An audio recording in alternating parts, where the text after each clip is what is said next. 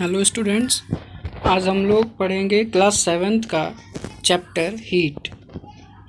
इस चैप्टर को कल हम लोगों ने स्टार्ट किया हुआ था। इस चैप्टर के फर्स्ट पार्ट में आपने इस चैप्टर में कुछ इम्पोर्टेंट टॉपिक्स पढ़े हैं, जैसे टेम्परेचर, फिर टेम्परेचर को कैसे मेज़र करते हैं।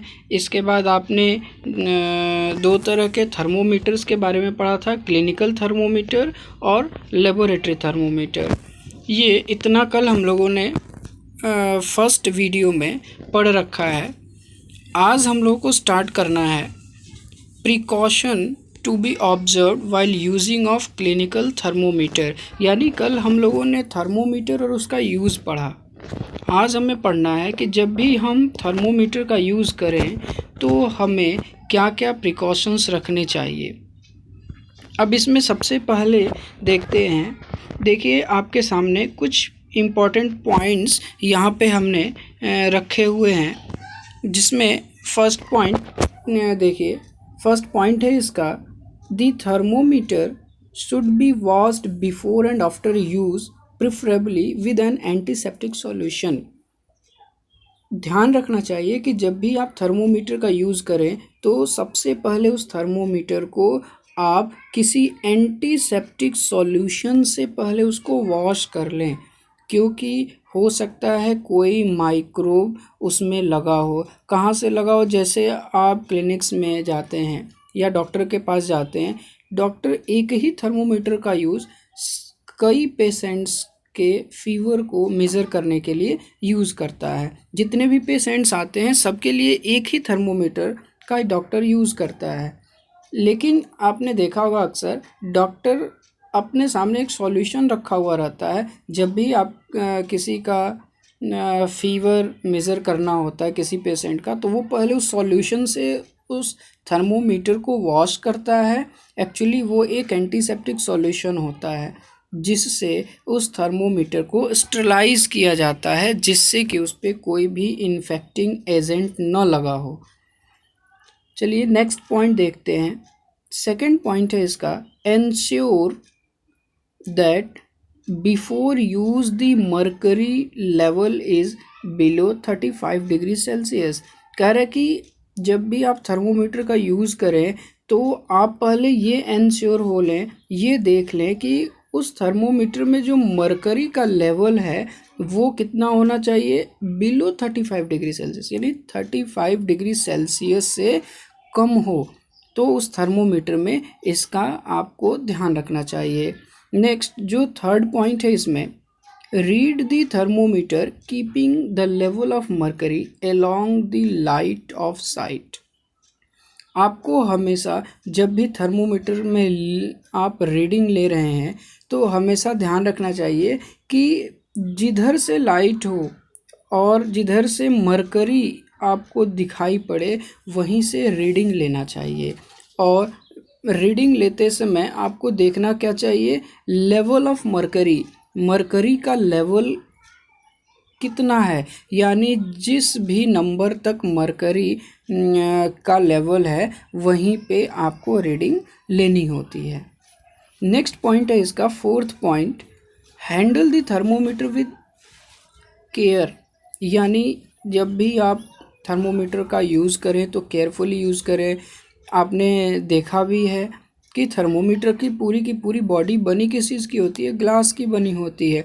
अगर ये थर्मोमीटर किसी भी हार्ड ऑब्जेक्ट पे हिट करता है तो वो क्या होगा, वो थर्मोमीटर तुरंत ब्रेक कर जाएगा। इसलिए थर्मोमीटर को ब्रेक ना कर जाए, थर्मोमीटर सेफ रहे, इसके लिए आपको उसे केयरफुली यूज़ करने की ज़रूरत पड़ती है। इसी में देखिए एक लाइन और भी लिखा हुआ है, do not hold the thermometer by the bulb with reading it. अब अक्सर जब आप रीडिंग ले रहे होते हैं, किसी का फीवर मेज़र कर रहे होते हैं, उस समय जब भी आप थर्मोमीटर को पकड़े तो थर्मोमीटर को उसके ग्लास एंड की तरफ से पकड़ना चाहिए, न कि जिधर मेटल कैप लगा हुआ है। जो मेटल कैप या जिसे हम लोग थर्मोमीटर का बल्ब कहते हैं, उस इंड को अपने हाथ से नहीं पकड़ना चाहिए, नहीं तो आपको एक्यूरेट रीडिंग नहीं मिल पाती है। तो ये कुछ इम्पॉर्टेंट पॉइंट्स थे कि हमें थर्मोमीटर को किस तरीके से यूज़ करना चाहिए, क्या क्या हमें प्रिकॉशंस लेने चाहिए थर्मोमीटर को यूज़ करते समय। चलिए आते हैं, एक बड़ा ही इम्पॉर्टेंट पॉइंट है मरकरी यूज़फुल और हार्मफुल। आपने अभी पीछे पढ़ा हुआ है कि थर्मोमीटर में हम लोग किस मेटल का यूज़ करते हैं, मरकरी का। मरकरी का यूज़ क्यों करते हैं, तो इसमें दो चीज़ें इंपॉर्टेंट होती है, दो प्रॉपर्टीज़ इंपॉर्टेंट है मरकरी की। एक तो कि ये जो मरकरी है, मरकरी में क्या होता है, शाइनिंग होता है, जिसकी वजह से जब भी इस पर लाइट पड़ती है तो ये मरकरी चमकने लगता है और हमें आसानी से दिखाई पड़ जाता है। दूसरा आपने पढ़ा था कि ये हीट के लिए सेंसिटिव है, थोड़ा सा भी हीट जैसे ही इसे मिलता है ये एक्सपैंड करने लगता है, जिसकी वजह से हम थर्मोमीटर में इसका यूज़ रीडिंग लेने के लिए करते हैं। अब कह रहे हैं कि ये जो मरकरी यूज़ करते हैं हम थर्मोमीटर में, ये हमारे लिए यूज़फुल है या हार्मफुल है। अगर देखें तो ये दोनों ही तरीके से इन द सेंस कि मरकरी यूज़फुल भी है और हार्मफुल भी है। कुछ पॉइंट्स में ये हमारे लिए यूज़फुल है, जैसे हम लोग यूज़ करते हैं नॉर्मली, जो भी हम अपने घरों में थर्मोमीटर यूज़ करते हैं, ये इन सभी थर्मोमीटर्स में मरकरी का यूज़ होता है। तो ये मरकरी इस थर्मोमीटर में हमें जो भी कोई भी पेशेंट है उसके फीवर को मेज़र करने में हेल्प करता है, रीडिंग लेने में हेल्प करता है। इसलिए हम कह सकते हैं कि ये मरकरी क्या है, हमारे लिए यूज़फुल है। यूज़फुल देखिए, इस पे जो लाइन लिखा हुआ है उसको भी समझते चलिए। It is useful in measurement of temperature of our body of और any other object in homes, clinics, hospitals and laboratories. कह रहा है कि ये जो थर्मोमीटर है इसका यूज़ हम लोग करते हैं, और इस थर्मोमीटर में हम लोग किसका यूज़ करते हैं, मरकरी का, किसी भी ऑब्जेक्ट के टेम्परेचर को मेज़र करने के लिए। लेकिन यूज़फुल होने के साथ साथ इस मरकरी का एक ड्रॉबैक भी है कि ये मरकरी हमारे लिए हार्मफुल भी होता है। ये मरकरी अब हार्मफुल कैसे होता है, इसको ज़रा ध्यान देते हैं। तो इसमें दो चीज़ें हैं, दो ऐसे रीज़न हैं जिसकी वजह से मरकरी हम लोगों के लिए हार्मफुल होता है। एक तो ये ईज़िली डिस्पोज नहीं होता, और दूसरा रीज़न है कि ये जो मरकरी है ये पॉइजनस होता है। अगर ये हमारे बॉडी में या किसी भी पर्सन के बॉडी में चला जाए तो वो उसके बॉडी के लिए पॉइजनस होता है, और ये डिस्पोज भी नहीं होता, डिग्रेड भी नहीं होता। ये मरकरी कैसा होता है, तो ये नॉन बायोडिग्रेडेबल है। आपने पढ़ा होगा non biodegradable object. Non biodegradable object क्या होता है, तो वो ऑब्जेक्ट जिनका बायोडिग्रेडेशन नहीं होता, कोई भी ऑर्गेनिज्म या उनके थ्रू प्रोड्यूस्ड कोई भी एंजाइम इनको डिग्रेड नहीं कर सकता, ब्रेक नहीं कर सकता, ऐसे मटेरियल्स को कहते हैं क्या, नॉन बायोडिग्रेडेबल। तो ये मरकरी नॉन बायोडिग्रेडेबल भी है, यानी इजीली इसको डिस्पोज भी नहीं किया जा सकता, और ये पॉइजनस भी होता है, इसलिए ये हमारे लिए हार्मफुल भी होता है। अब एक प्रॉब्लम ये क्रिएट हो रही है कि ये मरकरी हमारे लिए यूज़फुल भी है और हमारे लिए हार्मफुल भी है, तो हम क्या करें, इसका सॉल्यूशन क्या है, यानी हम कैसे इसका यूज़ करें। तो इसके लिए जो नए टेक्नोलॉजीज़ आए हैं उनका यूज़ किया जाता है, यानी अब जो भी थर्मोमीटर यूज़ किए जाते हैं वो कौन से थर्मोमीटर यूज़ किए जाते हैं, डिजिटल थर्मोमीटर। यानी अब हम जो पहले ट्रेडिशनल थर्मोमीटर यूज़ किए जाते थे उनका यूज़ न करके हम किसका यूज़ करें, डिजिटल थर्मोमीटर का यूज़ करें। इससे इस प्रॉब्लम से हम लोग निजात पा सकते हैं। तो ये हो गया थर्मोमीटर के बारे में। एक इम्पॉर्टेंट पॉइंट देखिए आपके सामने लिखा हुआ है, the normal body temperature of human body is 37 degree Celsius. ये ध्यान रखिएगा, ह्यूमन बॉडी का जो नॉर्मल टेम्परेचर होता है वो कितना होता है 37 डिग्री सेल्सियस। नॉर्मली ये 35 to 37 डिग्री सेल्सियस होता है। अब नेक्स्ट आते हैं टॉपिक। इस चैप्टर का जो एक इम्पॉर्टेंट टॉपिक है, देखिए वो है ट्रांसफ़र ऑफ हीट, यानी हीट का ट्रांसफ़र। हम लोग यही तो चैप्टर हमने हीट चैप्टर ही हमने स्टार्ट किया था, जिसमें हीट के फॉर्म या यूँ कह लें कि हम हीट को एक दूसरे फॉर्म में टेम्परेचर के नाम से भी जानते हैं। तो हमने उस टेम्परेचर के बारे में पढ़ा, टेम्परेचर को कैसे मेज़र करते हैं, उसके क्या यूज़फुल और हार्मफुल एस्पेक्ट्स हैं थर्मोमीटर के, इतनी सारी चीज़ें पढ़ा। और अब यहाँ हम लोग पढ़ेंगे कि ये जो हीट है, इस हीट का ट्रांसफ़र कैसे होता है। बहुत ही ईजी वे में, बहुत ही सिंपल वर्ड्स में आपके लिए हमने ये सारे नोट्स क्रिएट किए हैं, ज़रा इसको ध्यान से पढ़िए। देखिए चलिए आते हैं सबसे पहले ट्रांसफ़र ऑफ हीट। इसको देखिए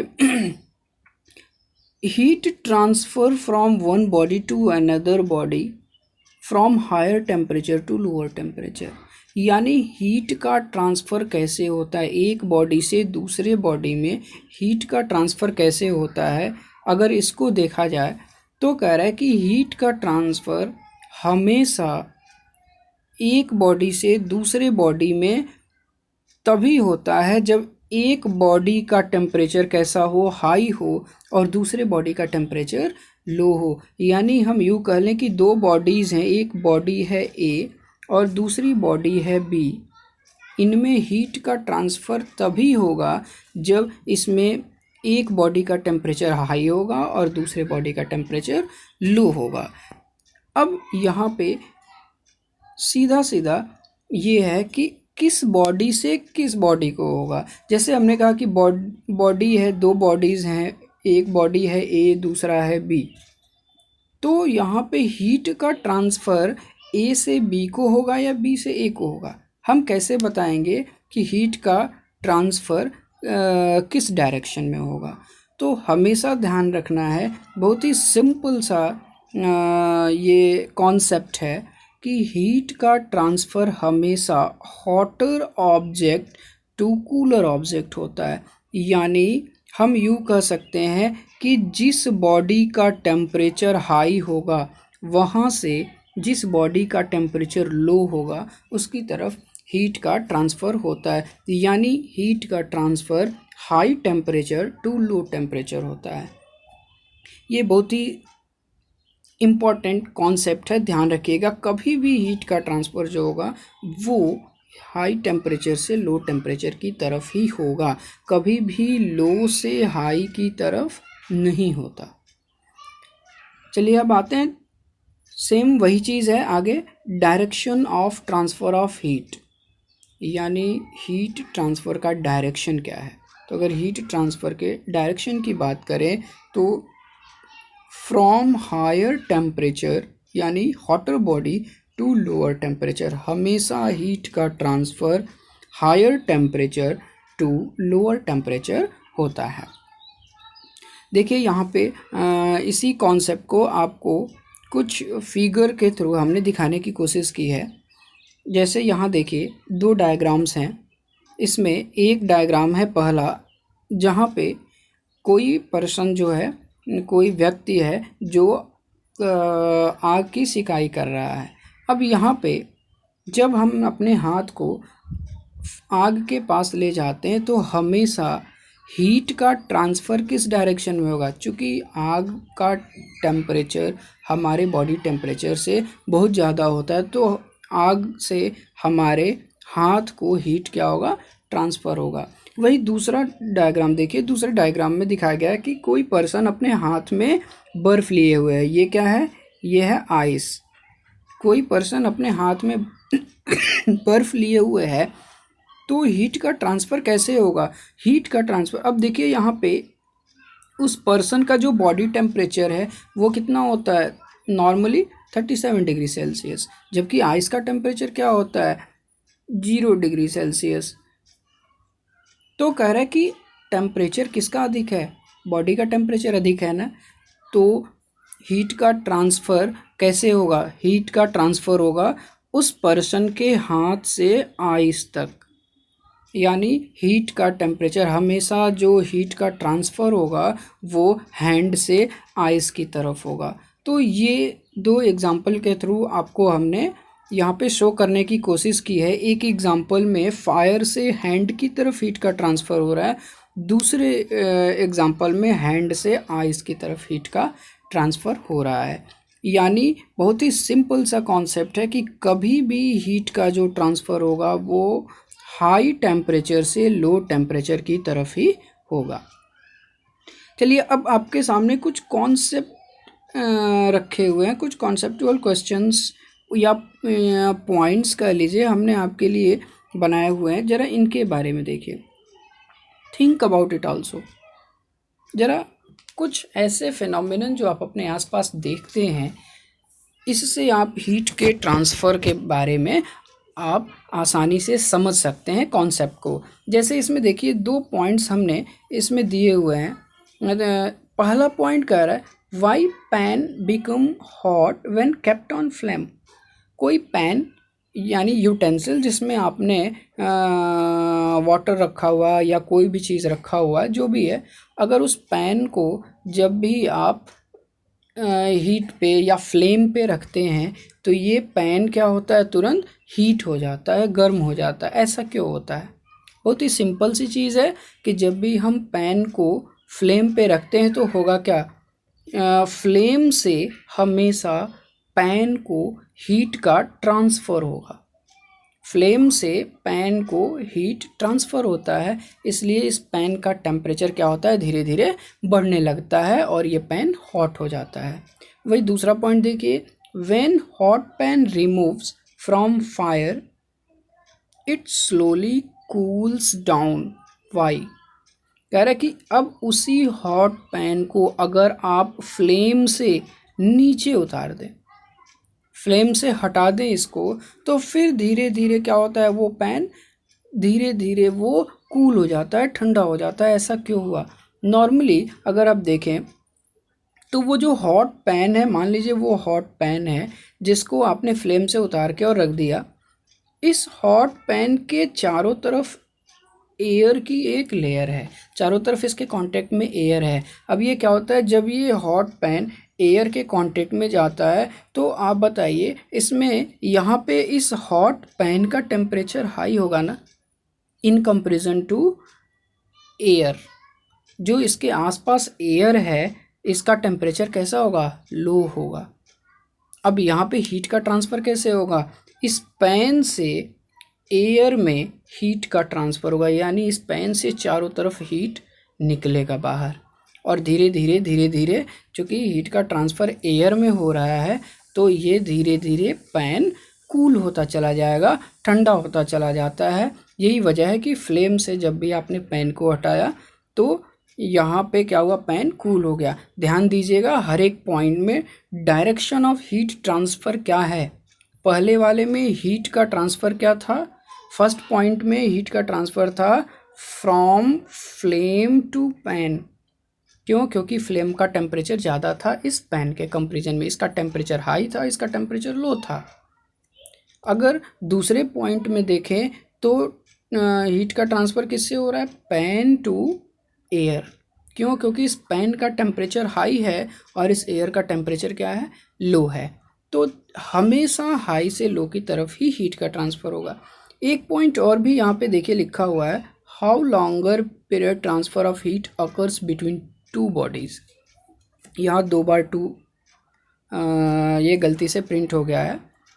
how longer period transfer of heat occurs between two bodies. दो बॉडीज़ के बीच में हीट का ट्रांसफ़र कब तक होगा।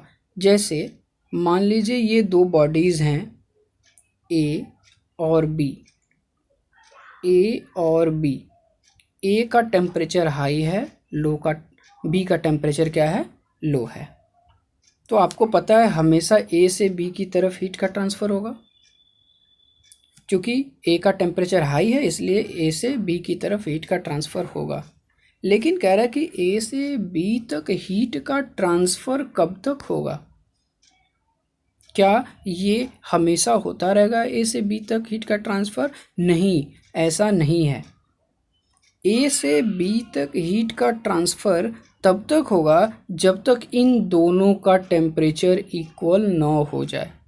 जैसे ही ए और बी इन दोनों का टेम्परेचर इक्वल हो जाएगा, एक दूसरे के बराबर हो जाएगा, तो इन दोनों ही ऑब्जेक्ट के बीच में हीट का ट्रांसफ़र ये क्या होगा? रुक जाएगा। नॉर्मल सा कॉन्सेप्ट है, आपने पहले ही पढ़ा कि हीट का ट्रांसफ़र हमेशा हाई से लो की तरफ होता है।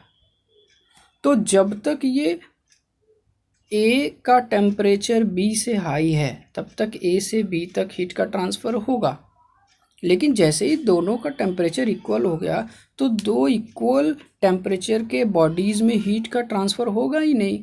तो हीट का ट्रांसफ़र तब तक होगा जब तक कि इन दोनों का टेम्परेचर इक्वल ना हो जाए। तो ये हो गया हीट का ट्रांसफ़र। ये बहुत ही इम्पॉर्टेंट क्वेश्चंस हैं, इन concept basis CCT based questions हैं, आप इनको ज़रूर ध्यान रखिएगा। चलिए नेक्स्ट टॉपिक है, बहुत ही इम्पॉर्टेंट टॉपिक है, ये है different modes of transfer of heat. यानी हीट के ट्रांसफ़र के डिफरेंट मोड्स, यानी हीट कैसे ट्रांसफ़र होता है एक बॉडी से दूसरे बॉडी को, हीट किन प्रोसेस के थ्रू ट्रांसफ़र होता है। तो मेनली आपको 3 प्रोसेस पढ़ने हैं यहाँ पे। हीट ट्रांसफ़र के आपको 3 प्रोसेस पढ़ने हैं। 3 प्रोसेस कौन कौन से हैं? एक प्रोसेस है कंडक्शन, दूसरा है कॉन्वेक्शन, तीसरा है रेडिएशन। ये 3 प्रोसेसेस आपको पढ़ने हैं, कंडक्शन, कॉन्वेक्शन और radiation.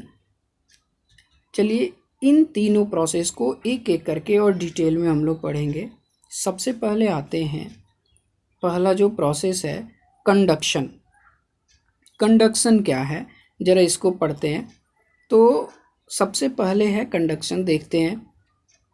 The process of transfer of heat from one end of object to another end of object is known as conduction. यानी ये एक ऐसा हीट ट्रांसफ़र का प्रोसेस है जिसमें किसी भी बॉडी के एक एंड से दूसरे एंड तक हीट का ट्रांसफ़र होता है। जैसे मान लीजिए कोई एक आयरन रॉड है, इस एक आयरन रॉड को हम हीट कर रहे हैं।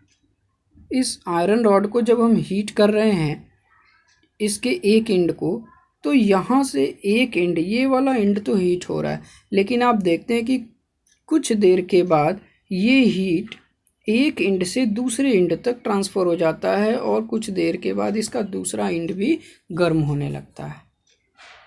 तो जब भी किसी भी ऑब्जेक्ट के एक एंड से दूसरे एंड तक हीट का ट्रांसफ़र हो तो ये जो mode of transfer of heat है इसको क्या कहते हैं? कंडक्शन।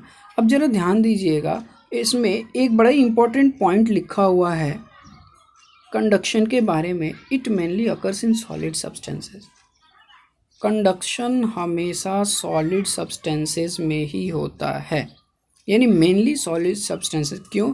क्योंकि सॉलिड सब्सटेंसेस में ही तो 2 एंड होंगे, एक एंड जिसको हम हीट करते हैं वहाँ से दूसरे एंड तक ये हीट का ट्रांसफ़र होता है। देखिए इसको एक डायग्राम के थ्रू आपको हमने दिखाने की कोशिश की है। जैसे कोई ये पर्सन है जो क्या कर रहा है, एक आयरन रॉड, देखिए पर्सन, इसके हाथ में एक आयरन रॉड है और उस आयरन रॉड को एक फ्लेम के अंदर वो डाले हुए है। ये क्या होगा, आयरन रॉड का एक एंड, इस आयरन रॉड का एक एंड जो कि इस फ्लेम के अंदर है, वहाँ से हीट धीरे धीरे क्या होता है, इसके दूसरे एंड की तरफ ट्रांसफ़र होने लगता है और धीरे धीरे वो आयरन रॉड का दूसरा एंड भी गर्म होने लगता है। तो ये तो हो गया कंडक्शन, जिसमें कंडक्शन एक ऐसा हीट ट्रांसफ़र का प्रोसेस है जिसमें किसी भी ऑब्जेक्ट, कोई भी ऑब्जेक्ट हो, उस ऑब्जेक्ट के एक एंड से दूसरे एंड तक हीट का ट्रांसफ़र होता है। अब यहाँ देखिए कुछ इम्पोर्टेंट चीज़ें हैं। जैसे कह रहा है all different objects do not show conduction, so they can be grouped in 2 main groups. कह रहे क्या जितने भी ऑब्जेक्ट्स हैं यानी सॉलिड मटेरियल्स हैं, क्या सभी कंडक्शन करते हैं, क्या सभी हीट को ट्रांसफ़र करते हैं? तो इसका आंसर होगा नहीं, सभी सॉलिड मटेरियल हीट को कंडक्ट नहीं करते, हीट को ट्रांसफ़र नहीं करते। इसलिए जो भी सॉलिड मटेरियल्स हैं वो हीट को कंडक्ट करते हैं या नहीं करते हैं, इसके बेसिस पे इन मटेरियल्स को दो ग्रुप में डिवाइड किया गया है। दो ग्रुप कौन कौन से हैं? एक है कंडक्टर, दूसरा है नॉन कंडक्टर। मेनली अगर देखें आप तो एक और तीसरा ग्रुप भी कहीं कहीं डिवाइड किया जाता है। तीसरा ग्रुप भी हम लोग एक्सप्लेन करते हैं। वो कौन सा होता है? Semi conductor. वो होता है सेमी कंडक्टर मेनली यहाँ पे। लेकिन हम लोग कंडक्टर और नॉन कंडक्टर के बारे में ही पढ़ेंगे, जिसमें ये जो नॉन कंडक्टर है, ध्यान रखिएगा एक चीज़, इस नॉन कंडक्टर को इंसुलेटर भी कहते हैं। इसी को इंसुलेटर भी कहते हैं, ये ध्यान रखिएगा। तो कंडक्टर नॉन कंडक्टर, ये दो चीज़ें हम लोगों को पढ़नी है। चलिए आते हैं, सबसे पहले स्टार्ट करते हैं कंडक्टर। कंडक्टर क्या है? Those materials which pass heat and electricity through them are known as conductor. For example, iron, aluminium, copper, pure water. Pure water को यहाँ आप लिख सकते हैं क्या? Distilled water. ध्यान रखिएगा, डिस्टिल्ड वाटर की बात की जा रही है, प्योर वाटर। अब कह रहा है वो मटेरियल जो हीट या इलेक्ट्रिसिटी, यहाँ हमने एक टर्म इलेक्ट्रिसिटी को भी जोड़ा हुआ है, ध्यान रखिएगा। हीट और इलेक्ट्रिसिटी, कंडक्टर दोनों को ही कंडक्ट करेंगे, हीट और इलेक्ट्रिसिटी।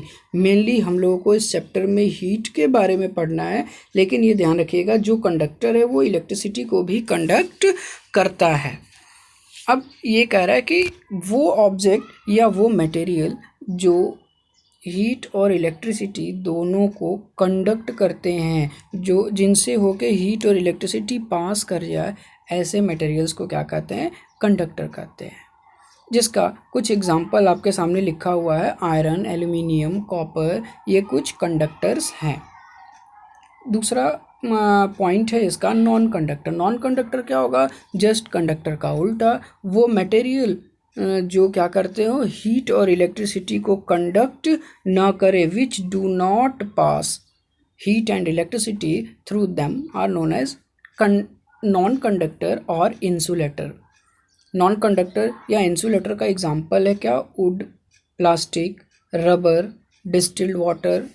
ये ध्यान रखिएगा, ये क्या है? ये नॉन कंडक्टर है। एक चीज़ थोड़ा सा आप ध्यान रखिएगा, ये जो अभी आपने कंडक्टर में पढ़ा, कंडक्टर में आपने जो पढ़ा ये वाटर, प्योर वाटर, ये डिस्टिल्ड वाटर नहीं है, ये नॉर्मल वाटर की बात की जा रही है। ये नॉर्मल वाटर है कंडक्टर में। और जो आपने इंसुलेटर में पढ़ा है, इंसुलेटर में ये क्या है? डिस्टिल्ड वाटर है। थोड़ा इसको ठीक कर लीजिएगा। तो ये हो गया, वो भी बताएंगे आपको क्यों नॉर्मल वाटर है और ये डिस्टिल्ड वाटर दोनों क्यों लिया गया है यहाँ पे। देखिए ये जो कंडक्टर में आपने नॉर्मल वाटर लिया, चूँकि नॉर्मल वाटर में डिफरेंट आयंस पाए जाते हैं, डिफरेंट न्यूट्रिएंट्स हैं, मिनरल्स हैं। इसकी वजह से क्या होता है, इन मिनरल्स और आयंस की वजह से ये हीट या इलेक्ट्रिसिटी को कंडक्ट कर पाते हैं। जबकि जो डिस्टिल्ड वाटर है, आपने पढ़ा हुआ है कि डिस्टिल्ड वाटर क्या है? जिसमें सभी मिनरल्स, आयंस सब निकाल दिए जाते हैं डिस्टिल्ड वाटर में से। तो चूँकि इसमें कोई भी मिनरल या आयन नहीं पाया जाता, इसलिए ये डिस्टिल्ड वाटर क्या होता है? ये इंसुलेटर की तरह से काम करता है, जबकि वही नॉर्मल वाटर कंडक्टर की तरह से काम करता है। आपने अक्सर देखा होगा, आप अगर भीगे हुए हाथ से या किसी भीगे हुए चीज़ से अगर किसी इलेक्ट्रिक वायर को टच करते हैं तो आपको इलेक्ट्रिक शॉक लगता है। अगर आप आयरन, एल्यूमिनियम, कॉपर, किसी भी तरह के मेटल से के बने हुए रॉड से अगर आप इलेक्ट्रिक वायर को टच करते हैं, किसी इलेक्ट्रिक इक्विपमेंट को टच करते हैं, तो आपको तुरंत इलेक्ट्रिक शॉक लगता है। इसका मतलब क्या हुआ कि उस ऑब्जेक्ट के एक एंड से जैसे ही आप वायर को उस ऑब्जेक्ट से टच करते हैं तो एक तरफ वो रॉड, मान लीजिए आपने आयरन रॉड लिया है, तो एक तरफ वो आयरन रॉड उस इलेक्ट्रिक वायर के टच में है और दूसरी तरफ आपके हाथ के टच में है। अब क्या होता है, इस वायर से करंट फ्लो करता है इस आयरन रॉड से होता हुआ और ये आपके हाथ तक पहुंचता है, आपके हैंड तक, फिर ये आपके बॉडी से होता हुआ अर्थ को जाता है। इस तरह से आपको इलेक्ट्रिक शॉक लगती है। जबकि अगर आपसे अक्सर कहा जाता है कि जब भी किसी वायर को या किसी चीज़ को टच करना है तो आप किससे टच करिए, वुड से। आप प्लास्टिक के स्लीपर्स का यूज़ करिए या आप हाथ में ग्लव्स, रबर से बने हुए ग्लव्स का यूज़ करिए। अक्सर जो भी मैकेनिक्स होते हैं आपके घर पे, जब भी किसी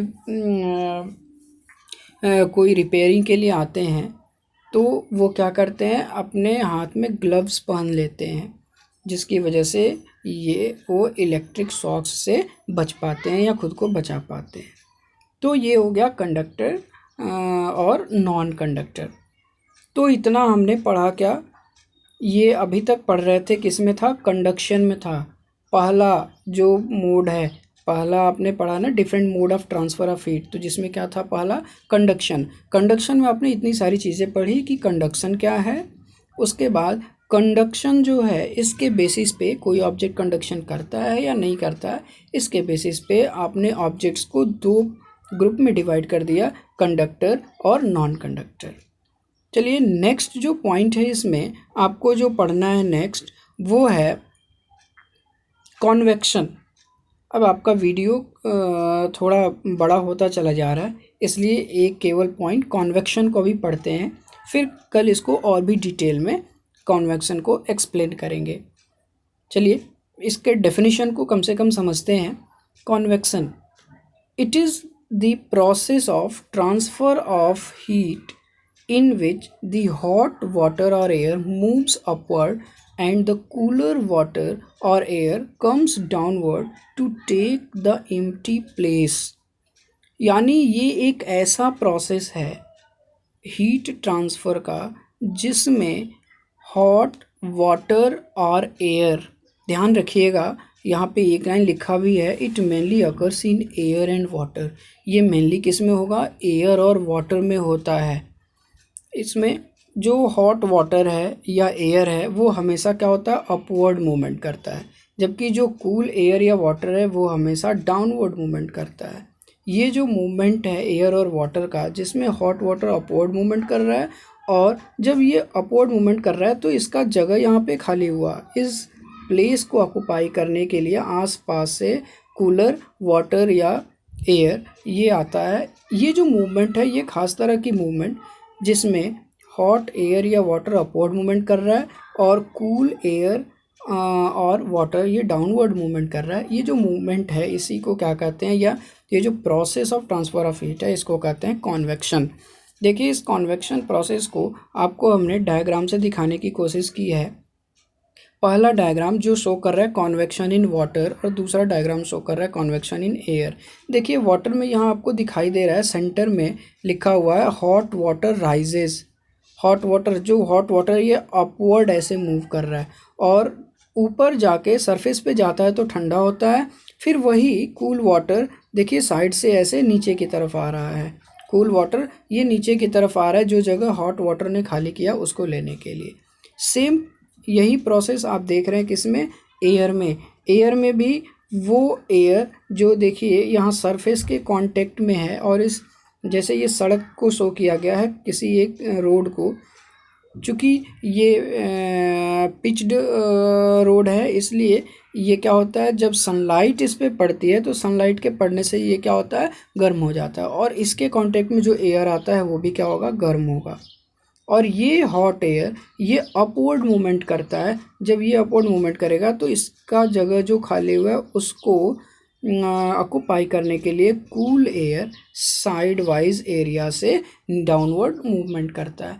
तो ये जो प्रोसेस है यहाँ पे आपको दोनों ही शो किया गया है डायग्राम के through, convection in water and convection in air. बस ध्यान इसमें आपको ये रखना है कि हमेशा एयर हो या वाटर हो, जब भी ये हॉट होगा, गर्म होगा, तो आपने पढ़ा होगा कि गर्म हवा या पानी, एयर हो या वाटर हो, जब भी ये गर्म होता है तो ये कैसा हो जाता है, लाइट इन वेट, इसका वेट कैसा हो जाता है, हल्का हो जाता है। और हल्का होने की वजह से ये अपवर्ड मूवमेंट करते हैं, और जब ये अपवर्ड मूवमेंट करेंगे, जब ये ऊपर की तरफ जाएंगे, तो इनके प्लेस को ऑक्यूपाई करने के लिए आसपास से ठंडी हवा ये आती है।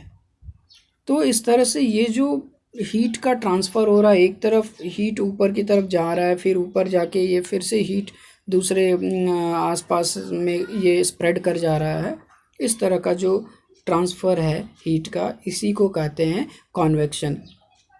आपका वीडियो जो है ये काफ़ी लंबा हो चुका है, इसलिए आज यहीं तक रहने देते हैं। कल फिर हम लोग पढ़ेंगे इस चैप्टर का अगला टॉपिक, और फिर से एक बार जो है कॉन्वेक्शन को फिर से एक्सप्लेन करेंगे, फिर इसके बाद आगे और बढ़ेंगे। Okay, thank you.